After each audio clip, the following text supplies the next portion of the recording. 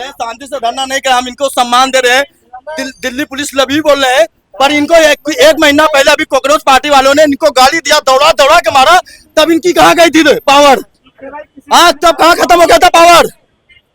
कहाँ गई थी मोदी सरकार उस समय? हम शांतिपूर्वक कर रहे थे, हमको पकड़ के डाला जा रहा है, मारा जा रहा है चलाकर।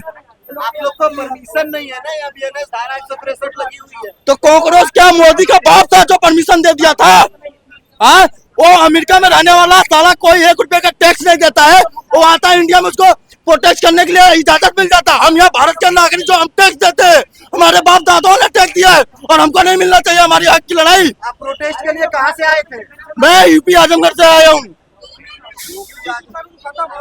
खत्म होगा, नहीं खत्म होगा तो इसका अंजाम बहुत भारी होगा, इसकी अंजाम बहुत भारी होगा, नहीं खत्म होगा तो भारी होगा। हाँ, वो तो 2029 में मोदी अमित शाह को पता चलेगा। आपका क्या नाम है?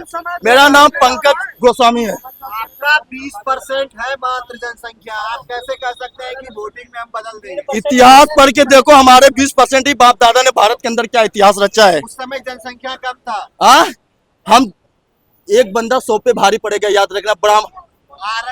ये देखो, हमको आरक्षण से कोई दिक्कत नहीं है, आरक्षण दो, पर सबको दो। जिसके पास बच्चा ना हो, ठीक है, जिसका कोई पति ना हो, जिसके पास कोई भाई ना हो, जैसे कोई माँ बाप है, उसके 4 लड़की है, ठीक है, अब ना उसके घर पे कोई नहीं है शादी ब्याह करने के लिए, तो उस औरत को दिया जाए ताकि वो अपने 4 बच्चियों की शादी कर ले, ठीक है। कोई विधवा औरत हो, उसको दिया जाए कि वो अपना घर पालन अच्छे से करे।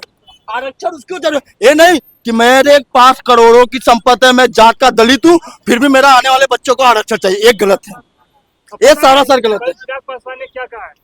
चिराग बोला है कि किसी की खैरात नहीं है जिससे आरक्षण मिलेगा, उससे बात संभव ही नहीं है। चिराग पासवान को बोलना ना, राजस्थान का जो हमारे राजपूतों ने मेवाड़ दिया है ना, अगर उनके बाप दादों में औकात है तो हमको वापस कर दे हमारा रिटर्न। चंद्रशेखर आजाद बोलते हैं दिन में तारे दिखा देंगे अगर आरक्षण। चंद्रशेखर रावण मत बोलो, उसको नीला कबूतर बोलो। क्या नीला कबूतर? और पहली बात, वो चंद्रशेखर नहीं है, चंद्र अदमुल्ला है। लोग देख सकते हैं साथियों कि जिस तरीके से इसी देश में यहीं इसी स्थान पे हमारे ये पुलिस के जवान है।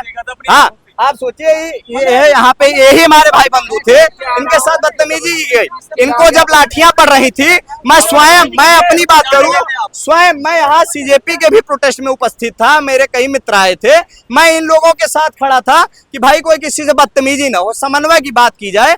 हम लोग समन्वय समाज की बात कर रहे हैं, लेकिन जब पत्थरबाजी होती है, जब इनके साथ गाली गलौच होती है, भद्दी गालियां दी जाती हैं, माननीय प्रधानमंत्री जी को गाली दी जाती है, उनकी माँ बहन को गाली दी जाती है। देखिए, माँ होती है, मेरी माँ हो चाहे उनकी माँ हो, किसी की स्वर्गीय माता जी को इस तरीके से गाली दी जाती है।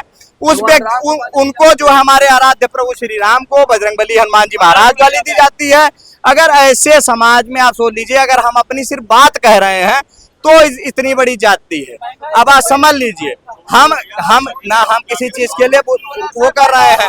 अब आप ये सोचिए कि ये इस तरीके से हम लोगों को डिटेन कर रहे हैं, आप क्या दिखाना चाहते हैं, क्या मैसेज देना चाहते हैं समाज अपने ही देश में? हम लोग, मैं मेरे खानदान से, मैं पुराना जब जनसंघ से हमारे पिताजी लोग, हमारे दादाजी लोग तब से भाजपा को वोट कर रहे हैं।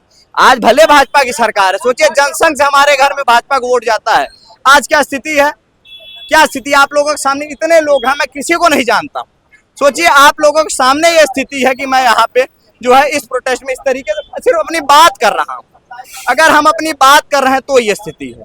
अगर सोचिए, हम मतलब देखिए, बात यहाँ हम भाजपा सपा यहाँ है ही नहीं। हम अपनी सरकार से, देखिए, हम अपनी सरकार से सवाल कर रहे हैं, हम अपनी सरकार से अपनी मांगों को रख रहे हैं, हम समन्वय की बात कर रहे हैं भाई, हम अपराध की बात ही नहीं कर रहे हैं।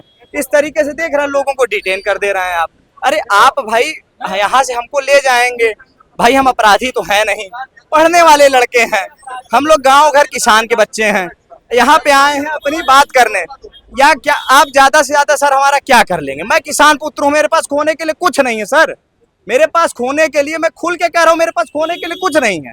मेरे पिताजी अगर किसानी ना करे, मेरा घर न चले, मैं पढ़ने लिखने वाला सर, मैं बहुत अति सामान्य परिवार का, 63 लागू। आप देख लीजिए सर कि किस तरीके से हम लोग पत्थरबाजी न किए। मैं यहाँ पे शॉपिंग करने आया और मुझे जनपद से पकड़ कर ले आए हैं, मेरे बैग में आपको दिखा दूंगा शॉपिंग का सामान। ये लोग नाम पूछ रहे हैं, क्या नाम है आपका? मेरा नाम जय सिंह है, राजपूत है। दिल्ली पुलिस को सख्त आदेश मिले हैं कि अगर कोई राजपूत ब्राह्मण या सवर्ण समाज का कोई लड़का हो उसको घसीट के ले आओ और बस के अंदर ले जाओ, छोड़ो। हमारे साथ क्या करेंगे हमें नहीं पता है, लेकिन ये आवाज दबेगी नहीं, चाहे बैठा लो या कुछ कर लो। अब तो मैं नहीं आया था, लेकिन अब मैं करूंगा। क्या कहना चाह रहे हैं भैया? ये तो सही है, आप अपनी आवाज कोई उठा नहीं सकता है। एक मैं फार्मिस्ट हूँ और मैं जनरल कास्ट से आता हूँ, मैं राजपूत क्षत्रिय ठाकुर हूँ।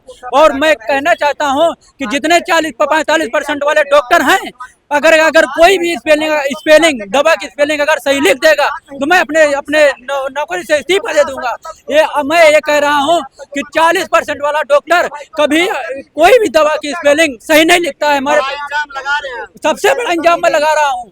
ये है आरक्षण की देन, ये है आरक्षण की देन।